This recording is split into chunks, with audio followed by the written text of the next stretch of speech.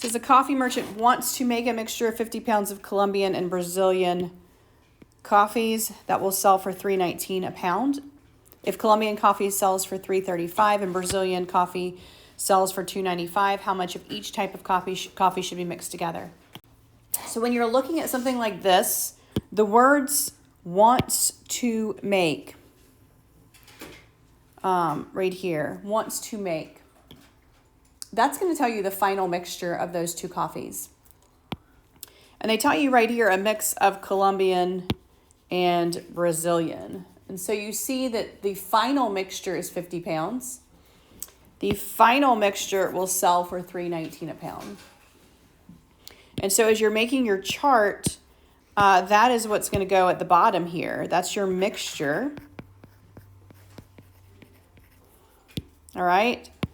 And so you have an amount, right? So you have a pounds, and then you have $1 per pound, and then you have a total cost here. And so for your mixture, we know the final amount is 50 pounds. We know the final price is $3.19 a pound, all right? And then let's look at the other two things that they've given us. They've given us Colombian coffee. And so the first thing we're going to do is look at all the things related to the Colombian coffee.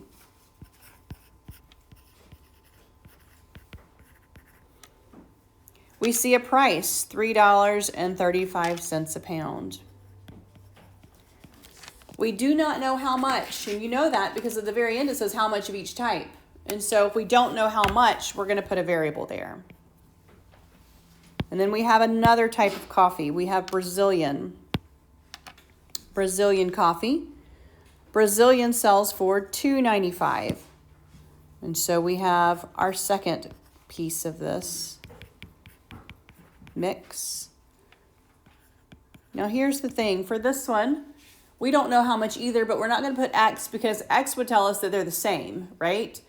We do know that the Colombian plus the Brazilian should equal 50.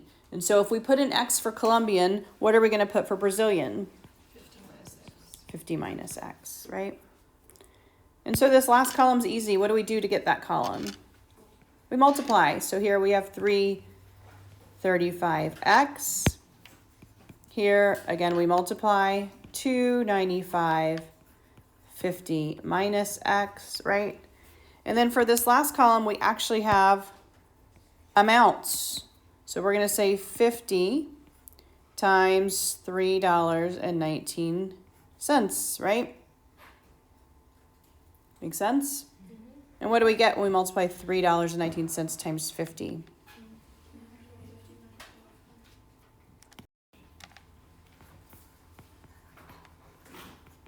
All right. What do we also know over here? What do we know about those two costs? They should add up to that one, right? And so that's how we set up our equation. We're going to say 335x plus 295.50 minus x equals 159.50. All right? Yeah, we're going to distribute. So we're going to take this and we're going to distribute this through. All right? So $3.35 times x plus 295 times 50. Distribute through, don't forget that negative, minus 295x equals 159.50. On this left-hand side, we have like terms here, right? What do we do with those? Yeah, we're going to subtract. 335 minus 295. And because this minus is in front, we're going to apply that there. We don't do the opposite until we move it across. What do we get? 0.4x. What's my next step here? Yeah, move the 147 over.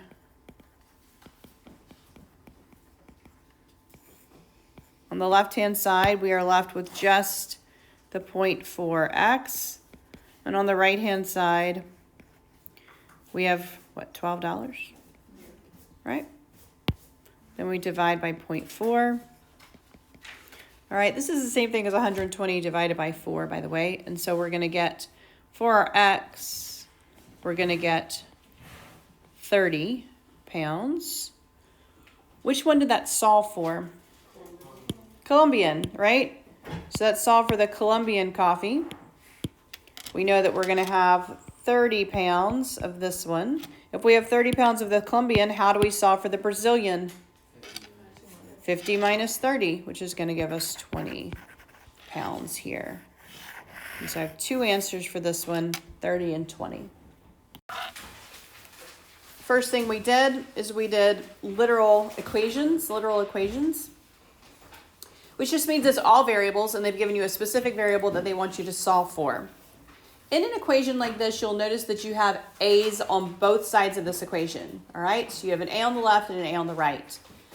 And that is actually the variable that we're solving for. And so in this situation, we want all our a's on one side. So our first step here is just going to be to subtract that MA over here. It's being added on the left.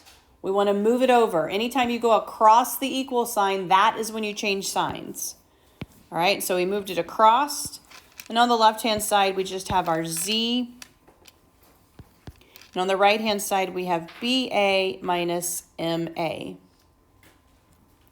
BA minus MA. Now that we've done that, we can use distribution to get the A out of there. Distribution tells us that something multiplied by a number with this subtraction, I can just pull that same guy out and I'm going to be left with the B minus M. And so anytime you have a repeat of a variable like that, you can just put it on the outside and do parentheses and we'll do what's left over. What's left over here is a B. Don't forget your minus sign, and what's left over here is an M. And on the left-hand side, we didn't do anything. Okay, so distribution says I can just pull that A out and have parentheses with what's left over on the inside. And now that my A is kind of by itself here, I can divide this whole group over, because remember, multiplication is happening between the A and that parentheses. And so I can divide by the entire parentheses, the B minus M, B minus M. And on the right here, it's going to cancel. So I have that A equals Z over B minus M. On your answer key, it actually has that A equals Z over negative M plus B. Those are the same things, right? I have a positive B, I have a positive B, a negative M, a negative M. Okay, and so sometimes if you do it on the opposite side, you're going to get just them flipped, but it will be the same. It'll be the same no matter what. Proportions. And so it tells you to solve each proportion. This is just two equivalent fractions. And with equivalent fractions, you cross multiply and set those equal to each other. And so I'm going to take the 4 and I'm going to multiply across diagonally to that x minus 4. So I'm going to say 4. Remember, when you have a group, you have to group it with parentheses. X minus 4. And that is going to be equal to what happens when I cross multiply the 2 diagonally to the x plus 3. Again, I am going to need parentheses here. If it was just a single digit like 5 and 6, you don't need parentheses, you just need to multiply.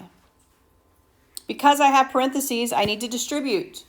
So I'm going to distribute my 4 through. 4 times x, 4 times negative 4. Distribute on the right side, 2 times x, 2 times 3. And now I just have an algebra equation that I'm going to solve. Variables on one side, numbers on the other, and then divide. So move your variables to one side. Move your numbers to the other side. So I'm going to move my numbers to the opposite side. And then I'm going to have 4 minus 2x and 6 plus 16. So then my final step, once I have all variables on one side, all numbers on the other, I'm going to divide by whatever is with my variable, which is that 2. So my answer here is 11.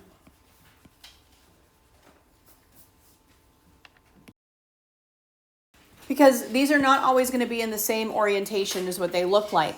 Meaning you can't just eyeball it and say, oh, this side corresponds to that side, and so on and so forth, because they might actually be turned different directions from each other. So you have to pay attention to how it reads when it tells you that they are similar.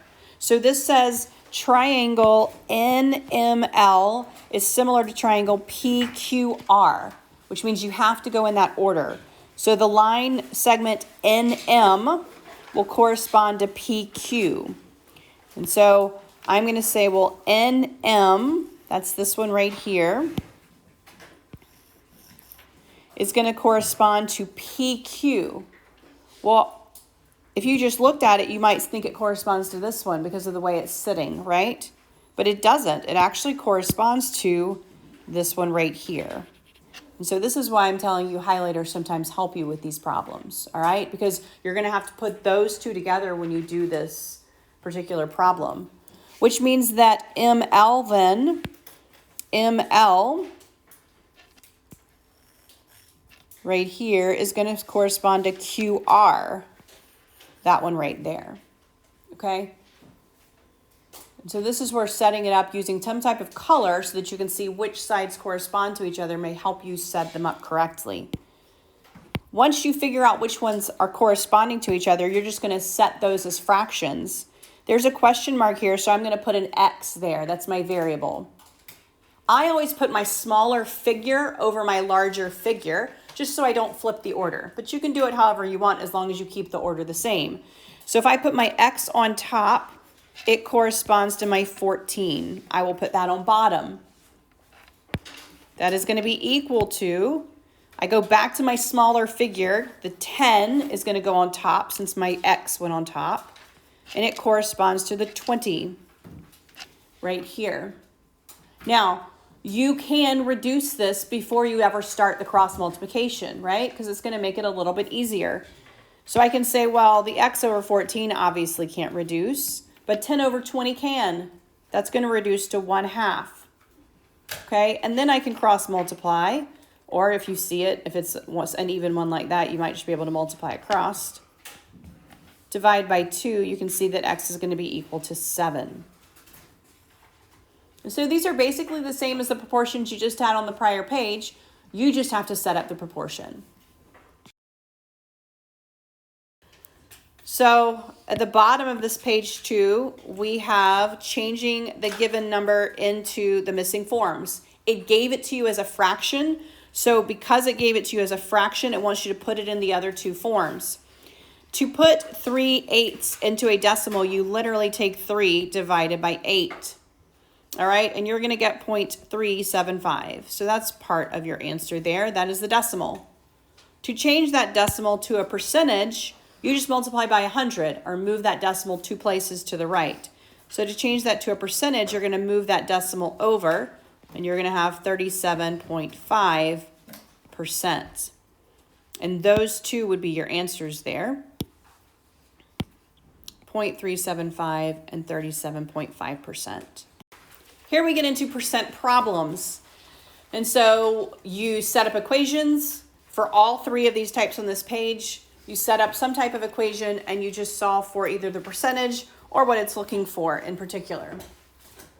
In this case, it says 86 is 240% of what? If you'll recall when we did this, is always equals, of is always multiplication. And anytime you see the what, that's where your variable is going to go. And so that's how you set up this equation. 86 is, I am going to change this 240% to a decimal. So I need to take my decimal and move it over 2 places. So I'm going to say 2.4, you don't need the 0, of what? So times x. 2.4 times x. And so then my final step here is just to solve. You really have, anytime you do these, you have a one-step equation, all right? You're really either going to multiply or divide to finalize these type of equations. In this case, because it's with the x, I'm going to divide. If the x were by itself, I would multiply. So I'm going to divide both sides by 2.4. It does want you to round to the nearest tenth, so your answer here is going to be 35.8.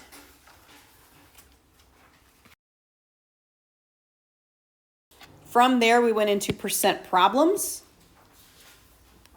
Like, it changes from 51 to 23. What percent change is that? And tell me if it's an increase or a decrease. I personally would go ahead and write the word increase or decrease here, right? We don't want to miss this. All right, so it goes from 51 to 23. That is a decrease. That is a decrease. So you can go ahead and tell me if it's an increase or a decrease.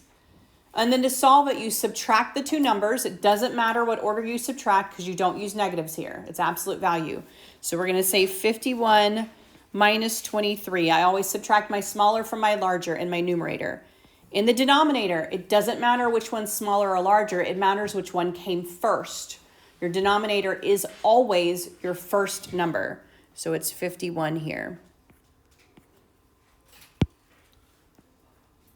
All right, so once I do that, you're just going to plug it in. It wants it to the nearest 1/10 of a percent, meaning you need to get your percentage first and then round, all right? And so so this one, when you do it, will be 0.5490, okay? 0.5490.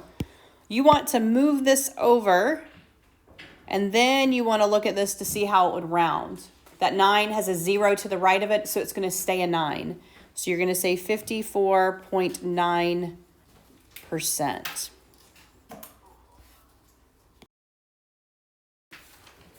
All right.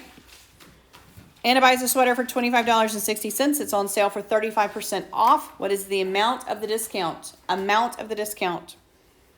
So for these, you take the price of it, you multiply by the percentage that is coming off.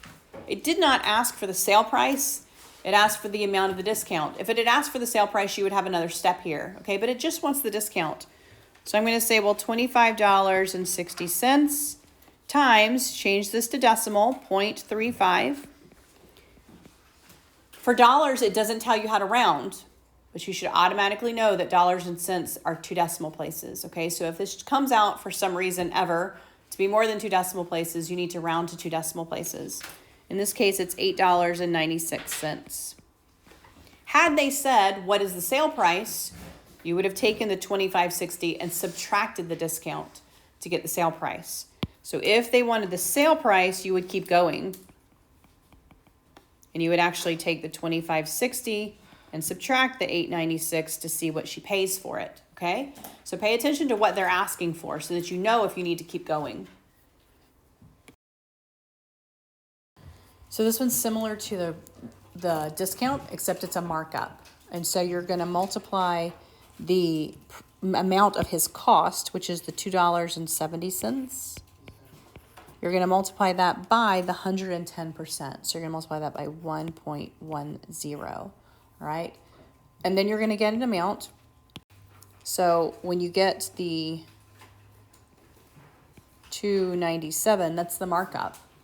So you have to take your original price and you have to add the markup to it. Right, and that's where you're going to get your $5.67. So we have 3 types of word problems for distance, rate, and time. We have opposite direction or going towards each other. So opposite or towards. All right. These are set up the same. We have distance 1 and distance 2. For this type, you add them. And that's going to be the total distance apart. All right. The next type that we have is round trip. So we start and go to a spot. We leave that and go back. We still have a distance 1 and a distance 2 here. But on this case, the distances equal each other. They equal each other. And then we have same direction where someone is catching up. So same direction. They start at the same spot. They catch up at the same spot. They just leave at different times. We still have a distance 1 and a distance 2. But they also equal each other, okay? For the ones where they catch up, it's really easier to put your rates in first, okay? Because if it's the same distance, whoever is going the fastest will have the shortest time, okay? And so if you can use that logic with that catch-up one, same with round trip. If they go faster one direction than they came back, then the time that they went faster is going to be less than when they went slower. That makes sense. And so often with these, if you'll set up your rate first, and they'll say 15 miles an hour faster, then that person right there should have less time. And so that should be a key, that your time should be less for that guy going faster, for the ones where it's the same exact distance, all right? So this says Shauna and Daniel left the hardware store at the same time. They drove in opposite directions. Daniel drove 15 miles an hour faster than Shauna. After 3 hours, they were 435 miles apart. Find Shauna's speed. Okay? So what type is this? It's an opposite direction, right? It actually tells you that right there. So we have two people. We have Shauna and we have Daniel. So we're going to look at everything pertaining to Shauna, all right? They left at the same time. Daniel drove 15 miles an hour faster than Shauna. So do they tell us their rates at all? No. All right, so for her rate, we're just going to put an X there because we don't know. What about time? Do we know her time? Yeah, after 3 hours, right? That includes both of them, so we're going to say 3 there. And so her distance, again, we just multiply across. We also have Daniel. Do we know Daniel's rate? Not exactly.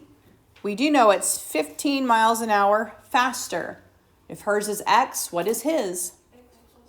X plus 15. We do know his time as well. Same time as hers. For him, we do need to use parentheses. Because it's opposite direction, these two, we're going to add. We're going to add for opposite direction. 3x plus 3x plus 15 should equal the total distance apart. They were 435 miles apart. So that should equal 435.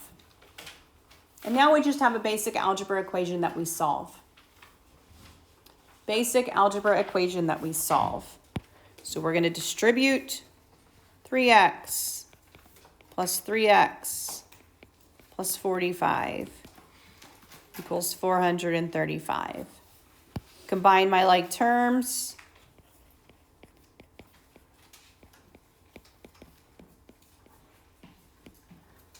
And then we are going to solve. So you're going to subtract your 45.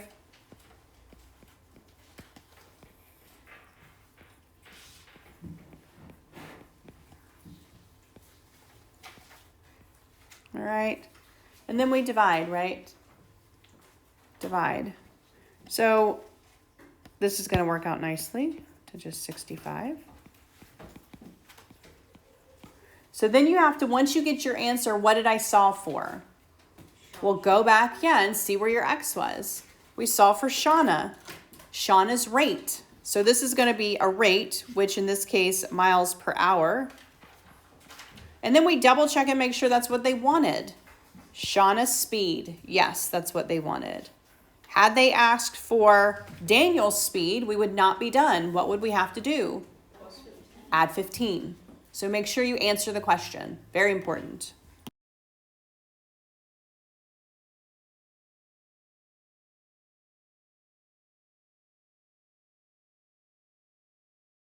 All right. A metal alloy weighing 1 ounce and containing 5% silver is melted and mixed with 4 ounces of pure silver. What is the percent of the resulting alloy?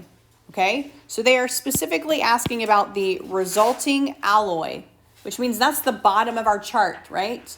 They've told us what they're mixing together. They are mixing together an alloy of 5% metal. So we're just going to say the alloy. And we have ounces and we have percent of silver. You notice when I have a percentage, I say percent of what up here? Because if it is a percent of silver and they mix something else that doesn't have silver, That's important. If they mix pure silver, which is what they do here, that's also important if I'm talking about percent silver. The reason I point this out is because on your quiz you had a pure water. And some of you wanted to use 100% when it was percent acid. And so at the top of your chart here, you need to tell yourself what percent of what. If it's percent of acid and they're adding pure water has 0 acid in it. But if it is percent acid and they're adding acid, pure acid, it's 100%. And so it's very important that in your mind you know percent of what. In this case, percent of silver. This last column is going to be the total amount of silver that's in it. So in the alloy, how many ounces of that alloy? Well, it tells me 1 ounce. How much percent of silver in that alloy? Well, it tells me 5%. All right. And so the total silver, I'm going to say 1 times 0.05 or 0.05. Then I have my pure silver.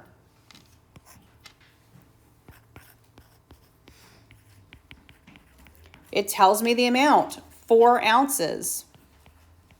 Because it is pure silver, and silver is what I am talking about the percentage of, what am I going to use here? 100 or 0? Those are my options for pure. I'm going to use 100% here, right? And so it's going to be 4 ounces, 100% is 1. So this is going to be 4. And then I do my final. So the final one is your resulting alloy. So this is the final mixture. You can label it however you want. How many ounces should I have here? 5. 1 and 4, right? I've added 1 ounce to 4 ounces. I have 5 ounces. This column does not add up, all right? They are specifically saying what percent. This is where my variable goes. Okay, so this middle column does not add up. The first and last do. So over here, if I add those up, I should get 4.05, right? 4.05.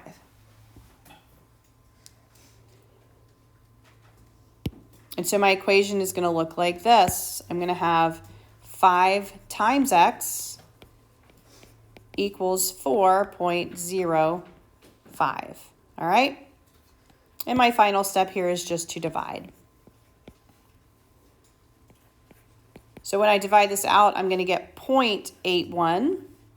It wants a percent, so I do need to change that to percentage. Multiply by 100 or move your decimal place. It is 81% silver.